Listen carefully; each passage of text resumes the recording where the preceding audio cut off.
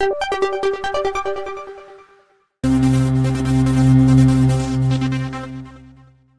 बच्चों कैसे हो।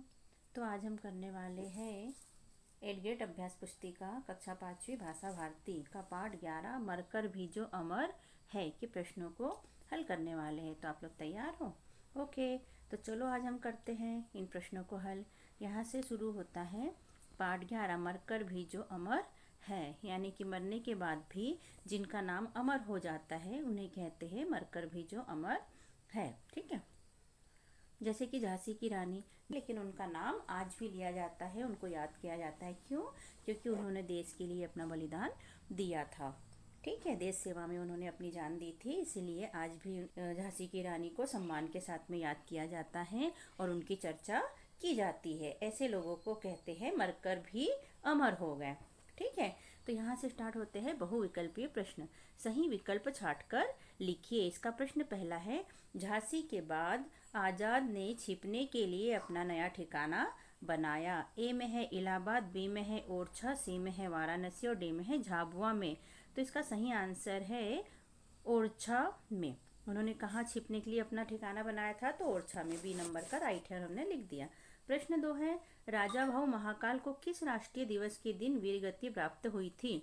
तो राजा भाऊ महाकाल को 15 अगस्त के दिन वीरगति प्राप्त हुई थी। तो हमने आंसर में लिख दिया 15 अगस्त। प्रश्न तीसरा है बच्चों, यह तो मुझे कंकड़ लगा है, कोई चिंता की बात नहीं। कथन है किसका है? महात्मा गांधी का, राजा भाऊ महाकाल का, चंद्रशेखर आजाद का या विशंबर नाथ का? तो ये कथन थे राजा भाऊ महाकाल के, इसलिए हमने यहाँ बी लिख दिया, राजा भाऊ महाकाल। प्रश्न चौथा है, निस्पंदन शब्द का क्या अर्थ होगा? तो इसका है स्पंदन, अस्थिर, अचल या कंपन। तो इसका होगा स्पंदन, और यहाँ ए नंबर का हमने लिखा स्पंदन। प्रश्न 5वां है बच्चों, कठिन संघर्ष के लिए हम किस मुहावरे का प्रयोग करेंगे? ए में है लोहा खाना, बी में है लोहे के चने चबाना, सी में है दांत पीसना और डी में है लोहा लेना। तो इसके लिए हम बी नंबर का मुहावरा उपयोग करेंगे, लोहे के चने चबाना। बी नंबर का हम लिख देंगे। यहाँ से स्टार्ट होते हैं, नीचे दिए गए उचित शब्द चुनकर रिक्त स्थानों की पूर्ति कीजिए। यहाँ शब्द दिए हैं अनुस्वार, स्वर, भारत माता, बम, पिस्तौल, स्वतंत्रता, परतंत्रता, अखंडता और अनुनासिक। तो इनमें से हमें 6 से लेकर 10 तक खाली स्थान भरना है। तो प्रश्न 6 हो जाता है, बल खबुखारा एक माउचर खालिस्तान थी। तो ये क्या थी? पिस्तौल थी। ठीक है। प्रश्न 7वां है, स्वतंत्रता का विलोम खालिस्तान है। तो स्वतंत्रता का विलोम हो जाता है परतंत्रता। प्रश्न 8वां है, भारत की खालिस्तान और सुख समृद्धि ही हमारे जीवन के स्वप्न है। तो भारत की अखंडता लिख देंगे हम इसमें, और सुख समृद्धि हमारे जीवन स्वप्न है। प्रश्न 9वां है बच्चों, राम अपनी माँ की आंखों के तारे है तो आजाद खालिस्तान के सच्चे सपूत। तो यहाँ हम लिखेंगे भारत माता के सच्चे सपूत। प्रश्न 10वां है बच्चों, झांसी शब्द में खालिस्तान है अनुनासिक। झांसी के ऊपर जो बिंदी लगी है, चंद्र बिंदी, इसे कहते हैं अनुनासिक। यहाँ से स्टार्ट होते हैं अति लघु उत्तरीय प्रश्न। एक शब्द एक वाक्य में उत्तर लिखिए। प्रश्न 11 है, हमारे राष्ट्रीय ध्वज को तिरंगा क्यों कहते हैं? तो इसका उत्तर है, हमारे राष्ट्रीय ध्वज में 3 रंग होते हैं, इसलिए इसे तिरंगा कहते हैं। प्रश्न 12वां है, बलिदानी कौन होते हैं? तो इसका उत्तर है, वे लोग बलिदानी होते हैं जो देश की रक्षा तथा सम्मान के लिए अपने प्राणों तक का बलिदान कर देते हैं। प्रश्न 13 है, परिणामतः शब्द में आए हुए मूल शब्द तथा प्रत्यय शब्द को लिखिए। तो मूल शब्द इसमें हो गया परिणाम और प्रत्यय शब्द हो गया इसमें तह।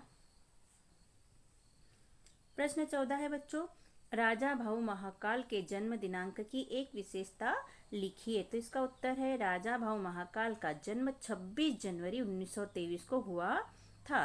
और 26 जनवरी क्या है? गणतंत्र दिवस है। तो उनके जन्मदिन की विशेषता हो गई कि वे गणतंत्र दिवस के दिन हुए थे। प्रश्न 15 है बच्चों, अनुस्वार और अनुनासिक का प्रयोग करते हुए 5 शब्द लिखिए। तो इसका उत्तर है, हम अनुस्वार के शब्द लिखेंगे यहाँ पहले, अंक, यंत्र, तंत्र, कंगन और नंदन। ये हो गए अनुस्वार।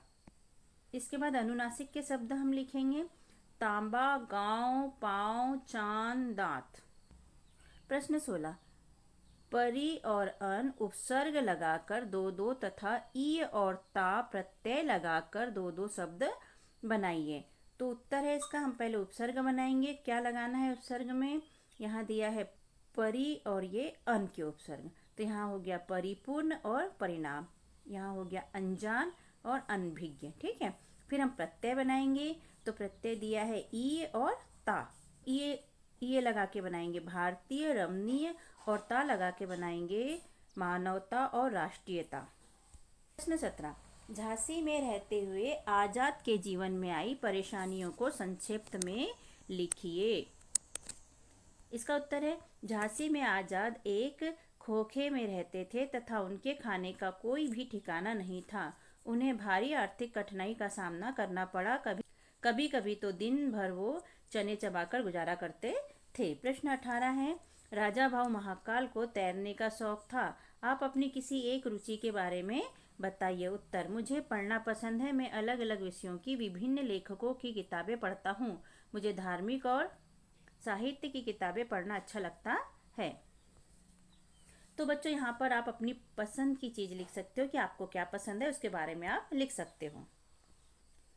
यहाँ से चालू होते हैं दीर्घ उत्तरीय प्रश्न। प्रश्न 19 है, निम्नलिखित बिंदुओं के आधार पर राजा भाव महाकाल के बारे में बताइए। पहला बिंदु है जन्म, दूसरा है शिक्षा, तीसरा बचपन, चौथा स्वतंत्रता आंदोलन और पांचवा है निधन।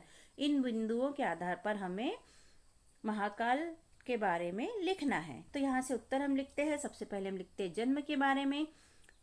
तो इनका जन्म 26 जनवरी सन 1923 को हुआ था। फिर शिक्षा, इन्होंने कक्षा चौथी तक उज्जैन में शिक्षा प्राप्त की थी। बचपन, राजा भाव महाकाल को बचपन में व्यायाम करने और घूमने का शौक था। चौथा स्वतंत्रता आंदोलन, तो इसके बारे में लिखेंगे हम। गोवा मुक्ति आंदोलन में राजा भाव ने द्वितीय जत्थे का नेतृत्व किया था।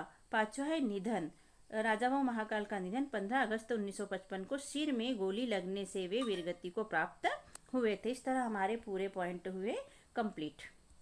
प्रश्न 20वां, किसी महान व्यक्ति या स्वतंत्रता संग्राम सेनानी के बारे में 8 से 10 वाक्य लिखिए। तो हम यहाँ पर लिख रहे हैं चंद्रशेखर आजाद के बारे में। ठीक है, पहला पॉइंट है, चंद्रशेखर आजाद को भारतीय स्वतंत्रता के इतिहास में एक महान व्यक्ति के रूप में याद किया जाता है। दूसरा पॉइंट है, यह भारतीय स्वतंत्रता संग्राम के अग्रणी सेनानी और योद्धा थे। तीसरा पॉइंट है, चंद्रशेखर आजाद का जन्म 23 जुलाई 1906 मध्य प्रदेश के झाबुआ जिले के भावरा गांव में हुआ था। चंद्रशेखर आजाद ने इकबाल जिंदाबाद का नारा दिया था। पांचवा पॉइंट है इनका, चंद्रशेखर का नाम पहले चंद्रशेखर तिवारी था। छठवां पॉइंट है बच्चों, चंद्रशेखर बचपन से ही साहसी और विद्रोही स्वभाव के थे। सातवां, उन्होंने 15 साल की उम्र में ही कोड़े की सजा का सामना किया था। आठवां पॉइंट है, उनके पिता का नाम सीताराम तिवारी और माता का नाम जगरानी देवी था। इस तरह हमारे 8 पॉइंट होते हैं यहाँ पर कंप्लीट। और यहाँ पर हमारा पाठ 11 मरकर भी जो अमर है के प्रश्न होते हैं कंप्लीट। तो बच्चों, आपको कैसा लगा इस पाठ के प्रश्नों को कंप्लीट करके? हमने पाठ के अनुसार इन्हें समझा और समझ के लिखा। अगर आपको वीडियो और हमारा समझाने का, लिखाने का तरीका पसंद आता है तो प्लीज़ चैनल को सब्सक्राइब, लाइक व शेयर कीजिए, जिससे कि हमें मोटिवेशन मिल सके और हम इस तरह के और भी वीडियो बनाकर अपलोड कर सके।